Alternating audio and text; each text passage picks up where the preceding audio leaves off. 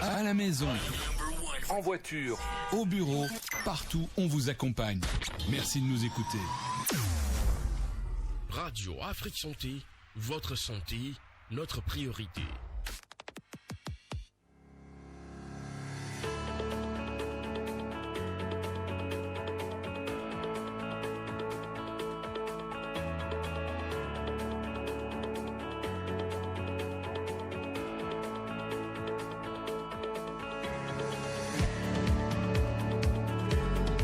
Faites très bien d'être au rendez-vous de votre émission Hémisphère droit, hémisphère gauche, le cerveau qui constitue le centre nerveux est l'organe le plus complexe du corps.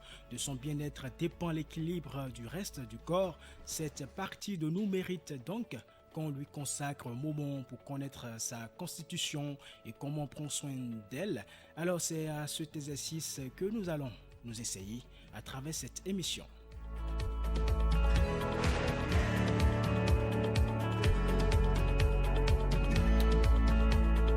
Et nous commencerons notre série d'émissions par les différents facteurs du suicide. L'OMS définit le suicide comme un acte qui consiste à se donner délibérément la mort. Le suicide reste l'une des principales causes de décès dans le monde, selon les dernières estimations de l'Organisation mondiale de la santé parues dans la publication Le suicide dans le monde en 2019.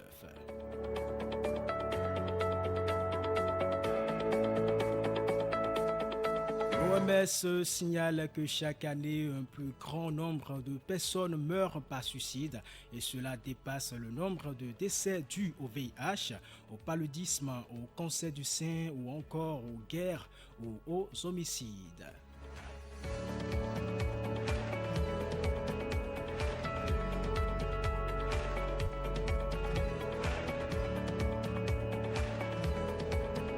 Chez les jeunes âgés de 15 à 29 ans, le suicide est la quatrième cause de décès après les accidents de la route, la tuberculose ou, si vous voulez, et également la violence interpersonnelle. Radio Afrique Santé se penche aujourd'hui sur les facteurs du suicide.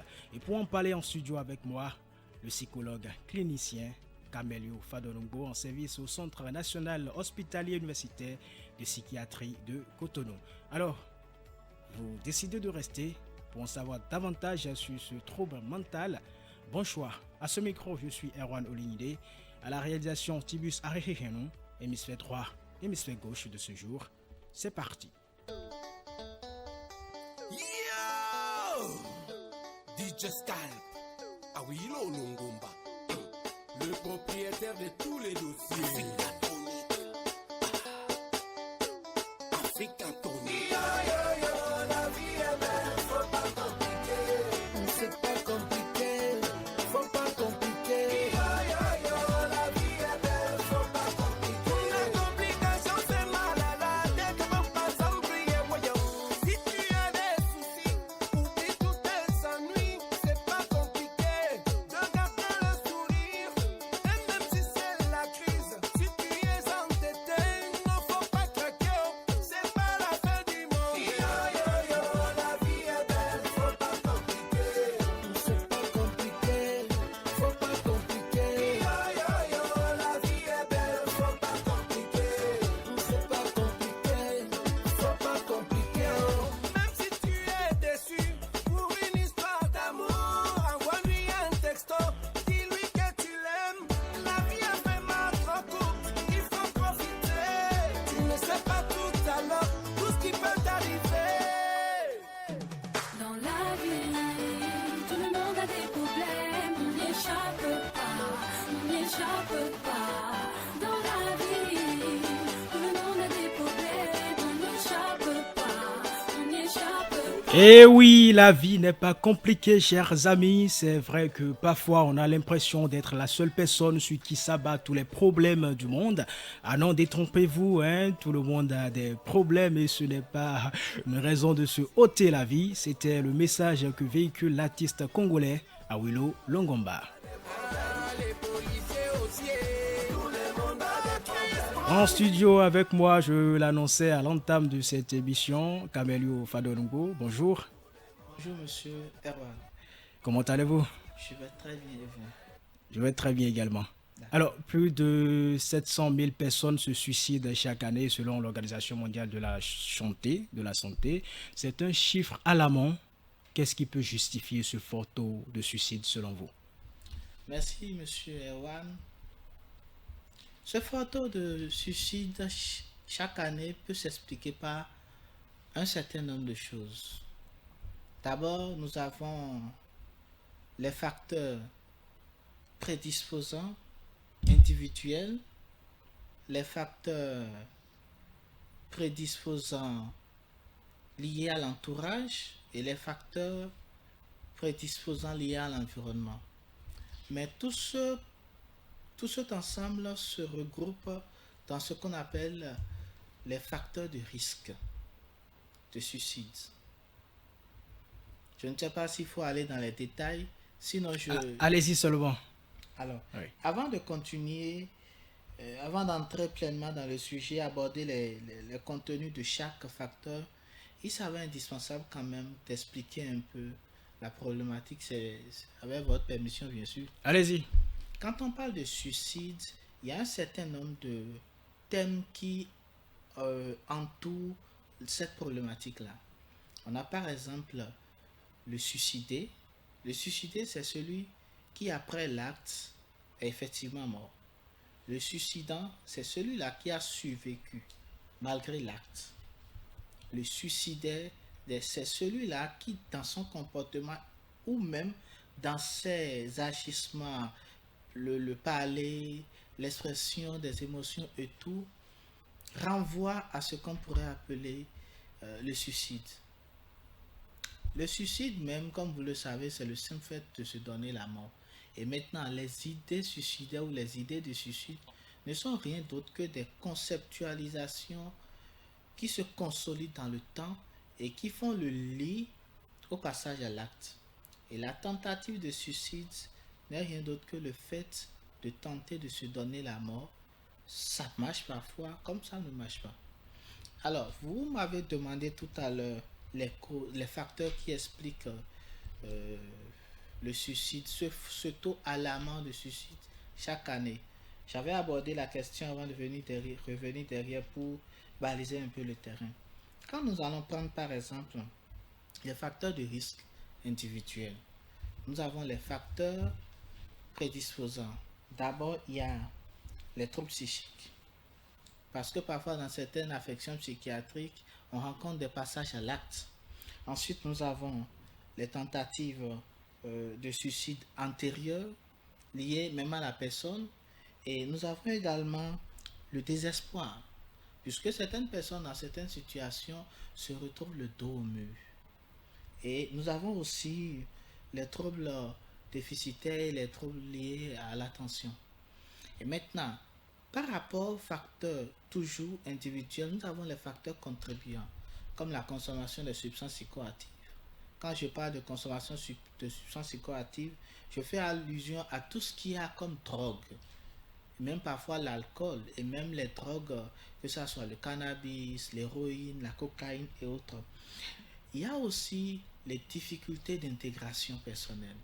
En dehors de ça, il y a aussi le fait de vivre seul, le fait de ne pas avoir quelqu'un à qui parler.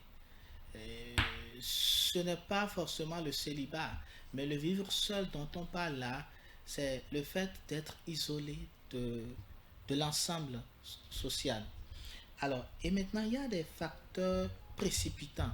Quand je parle de facteurs précipitants, c'est l'ensemble de ces éléments-là qui précipitent la personne dans l'acte. Nous avons par exemple la rupture, les ruptures amoureuses, la perte d'emploi, la perte de permis de conduire, la perte d'un être cher. Non, on parle de deuil. En termes techniques, quand nous allons par exemple à l'école, nous allons questionner la psychanalyse, Sigmund Freud, il nous définit le deuil comme la perte d'un objet investi.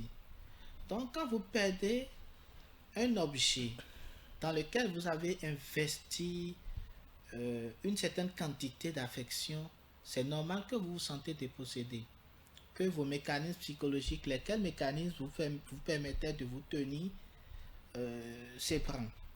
Donc, ça fait partie aussi des facteurs précipitants pour les facteurs, je dirais, individuels.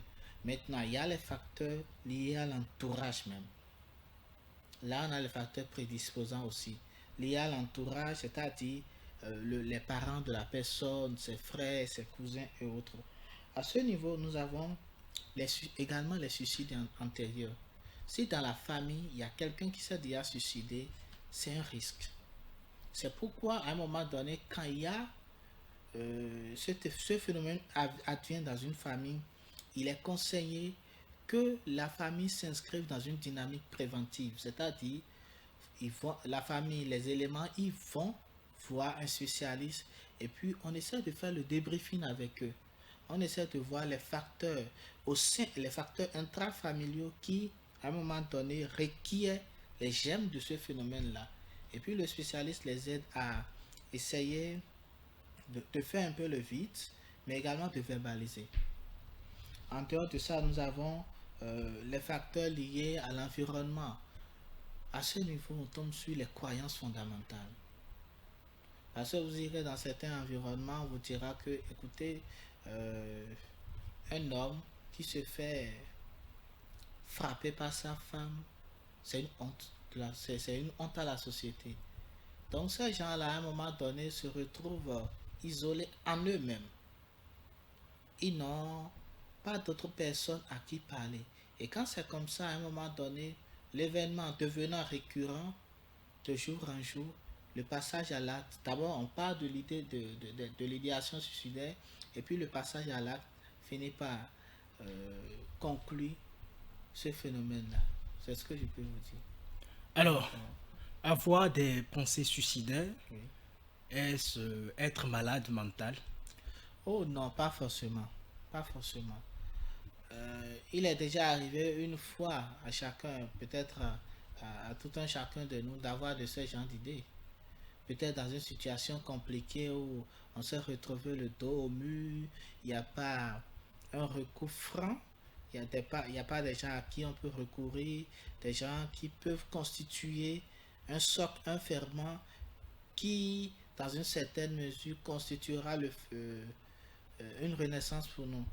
Et quand c'est comme ça, c'est compliqué. Alors, en tant que psychologue clinicien, dites-nous du moins qu'est-ce qui peut pousser quelqu'un à se suicider. Non, je ne sais pas si vous l'avez perçu tout à l'heure. Oui, dans votre introduction, vous l'avez abordé brièvement. Brièvement. Oui. Quand je prends par exemple la perte de l'emploi, pour un père de famille, il a à la fois, il se doit de payer le loyer, d'éduquer, d'investir dans la scolarité des enfants, de donner ce qu'il faut pour que la maison fonctionne, et lui-même. En dehors de ça, il y a les charges de sa famille à elle et les charges liées à sa belle famille. Et d'un jour à l'autre, on lui dit qu'il est licencié. C'est pourquoi généralement dans les entreprises, dans certaines grandes entreprises, vous avez des psychologues de travail et des organisations qui abordent ce genre de questions-là. Et ces psychologues-là ne sont pas à confondre aux gestionnaires de ressources humaines, non. Maintenant, eux, ils sont dans la dynamique préventive. Mais quand le passage à l'acte est enregistré et concrétisé maintenant, on fait appel aux cliniciens pour intervenir, réparer les dégâts. Il y a la perte de l'emploi, la perte d'un être cher. Parce que, vous savez, dans la clinique de suicide, on dit quelque chose. Nous pouvons être 5 enfants d'un même père, mais dans le décès de ce père-là, de ce parent, nous n'allons pas perdre la même personne. Moi, je peux perdre un confident. Moi, je peux perdre... L'autre peut perdre, par exemple, un ami de jeu. L'autre peut perdre, par exemple, un compagnon de... L'autre peut perdre, par exemple, un parent pur. Et selon ce que nous perdons dans la personne, la douleur morale, elle est intense. Et là, le processus de deuil devient compliqué. Donc cela peut justifier aussi le passage à l'acte. Mais quand on remarque dans cet environnement que ça ne va pas et puis les dispositions y afférentes sont prises, le problème ne se pose plus. En dehors de ça, on a aussi par exemple le racisme, la discrimination, l'isolement, la xénophobie en partie. Je vais vous donner un exemple très simple. Je suppose, vous êtes un Béninois, vous quittez le Bénin pour la Chine. C'est-à-dire que vous allez travailler dans une structure où il y a la possibilité de parler le français, mais vous tombez dans un contexte où, un, vous ne comprenez rien, deux, vous n'êtes pas habitué à la culture de cette société-là. Si vous n'avez pas une forte capacité d'adaptation, si vous ne développez pas une certaine résilience, vous allez craquer. Et ceux-là qui, dans la structuration de leur personnalité, présentent des fêlures, des failles, à un moment donné, commencent par s'isoler. Et n'ayant personne à côté à qui parler, le passage à l'acte devient la solution. C'est une problématique assez vaste. C'est pourquoi, même dans certains contextes, on préfère laisser les gens s'exprimer. Vous allez recevoir, par exemple, quelqu'un qui a tenté de se suicider. Si vous ne savez pas parler, il va vous prendre tout le temps de l'entretien, de la consultation. Tout simplement parce qu'il y a à dire au fond de lui. Et dans notre société actuelle, on remarque que de jour en jour, les gens ont envie de parler, mais ils n'ont pas les spécialistes. Justement, à quel spécialiste faut-il parler? Quand on est désespéré, quand on a des pensées suicidaires, à qui faut-il se confier? Merci. Cette problématique renvoie directement aux professionnels de la santé mentale. Mais quand on parle des professionnels de la santé mentale, il y a les psychologues, les psychiatres, les infirmiers psychiatriques. Il y a aussi d'autres corps qui interviennent et qui font que la prise en charge elle est globale. Mais le corps professionnel ciblé est celui des psychologues. Mais quand le psychologue reçoit un suicidant,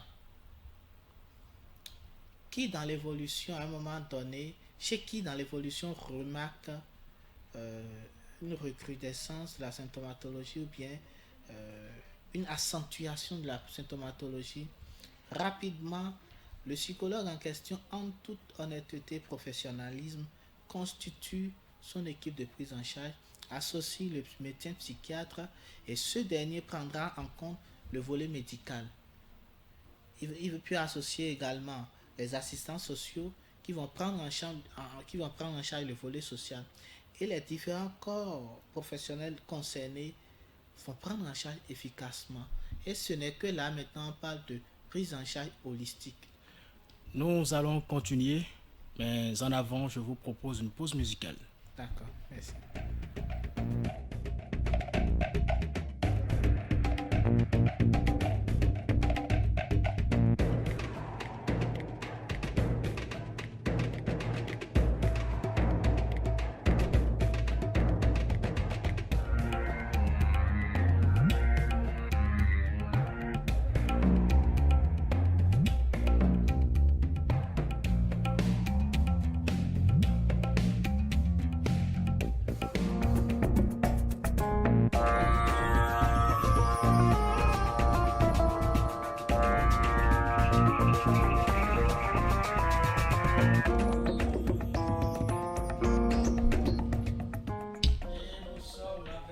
Amelio Fadonugbo, il est psychologue clinicien, retour donc en studio et avec lui nous parlons des différents facteurs du suicide. Fadonugbo, on constate que c'est souvent les gens désespérés, vous l'aviez dit, qui s'adonnent à cette pratique, donc à ceux qui ont envie de se suicider, qui se suicident. Alors, qu'est-ce qu'un psychologue clinicien peut faire pour aider un cas désespéré? Merci. Le psychologue clinicien est le professionnel de premier rang, susceptible de prendre en charge un cas de tentative de suicide. Bon, concevez, s'il y a déjà le suicide, on ne pourra que prendre en charge l'environnement. Alors, le psychologue dans sa formation, est formé à offrir un espace d'écoute. Et cette écoute n'est pas l'écoute connue par le commun des mortels, c'est-à-dire l'écoute au premier sens du terme, non. C'est une écoute active. Cette écoute requiert une neutralité bienveillante, le concept de non-jugement et beaucoup d'autres choses qui mettent à l'aise la personne. Deuxièmement, le psychologue se doit de faire le choix de l'approche psychothérapeutique adéquate pour prendre en charge efficacement cette personne-là. Il pourra également aborder les problématiques sous-jacentes parce que concevez avec moi que le suicide ne naît pas du néant, il y a toujours quelque chose.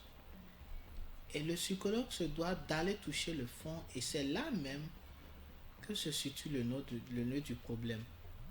Parce que la personne vient vous voir, vous dit je voudrais consulter, vous la prenez en entretien, vous commencez le travail, mais à un moment donné vous tombez sur une pléthore de problématiques qui à un moment donné ont conduit la personne à cet acte-là, à ce phénomène-là.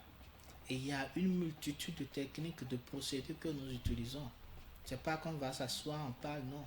Soit on passe par les tests, les échelles d'évaluation. Quand la personne vient par exemple en consultation, vous pouvez lui administrer une échelle d'évaluation 1 pour évaluer l'intentionnalité du suicide. Monsieur Fadolongo, ça c'est si la personne vient vous voir, Voilà. vient en consultation.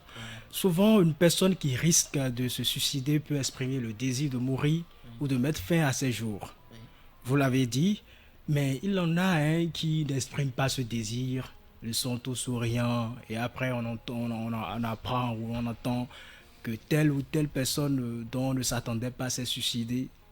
Alors comment reconnaître quelqu'un qui risque de se suicider? Justement pour l'aider. Justement pour l'aider. Oui. Avant d'aborder cette question, je vais vous dire une chose, monsieur. Il n'y a pas... Dans cette problématique, il n'y a pas de blague. Généralement, les personnes qui passent à l'acte, sauf dans un contexte d'affection psychiatrique et d'autres contextes assez spécifiques, c'est des gens qui ont eu le temps de conceptualiser, de formaliser l'acte. Parce que dans la situation compliquée, difficile, dans la douleur, l'idée se consolide et se conceptualise avec le temps.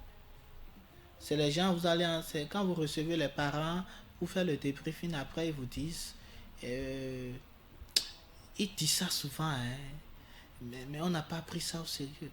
Donc on exprime toujours le besoin de se suicider, de mettre fin à ses jours. Très souvent. Le parent vous dira par exemple, écoutez, je me rappelle qu'il a dit quelque chose du genre il y a 1 an, 2 ans, 5 ans. Mais quand l'enfant ou bien la personne commence par conceptualiser, commence par verbaliser, le suicide à un moment donné prend l'allure d'une demande d'aide pour sortir d'une situation compliquée. Maintenant, dans certains contextes où on a le passage à l'acte et c'est brutal, par exemple dans les affections psychiatriques telles que je l'ai dit préalablement, le malade mental à un moment donné ne s'appartient plus correctement, il va passer à l'acte et l'acte va être concrétisé et donner lieu à un suicide. Sinon, généralement, l'acte, les idées suicidaires sont exprimées. Et c'est pourquoi j'évoquais tout à l'heure la question des échelles d'évaluation. À un moment donné, c'est un exemple que je vous donne. La personne n'aimait rien comme idée suicidaire. Mais quand vous lui administrez l'échelle, à un moment donné, vous remarquez des traces, un score qui vous renvoie à ça. Ça justifie effectivement qu'il y a des gens qui ne l'expriment pas, mais qui passent à l'acte. Mais quand on tient compte de l'environnement, on se rend compte qu'en réalité, que même dans le comportement, il y a une demande d'aide.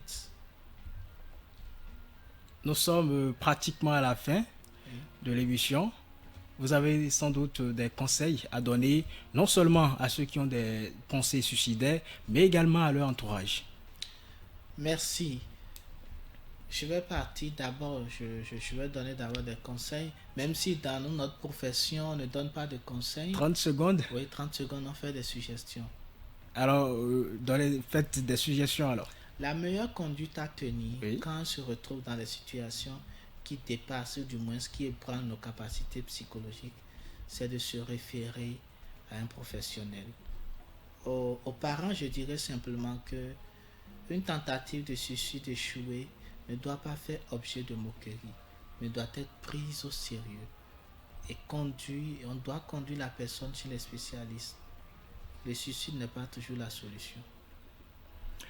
Je sens que vous avez beaucoup à dire.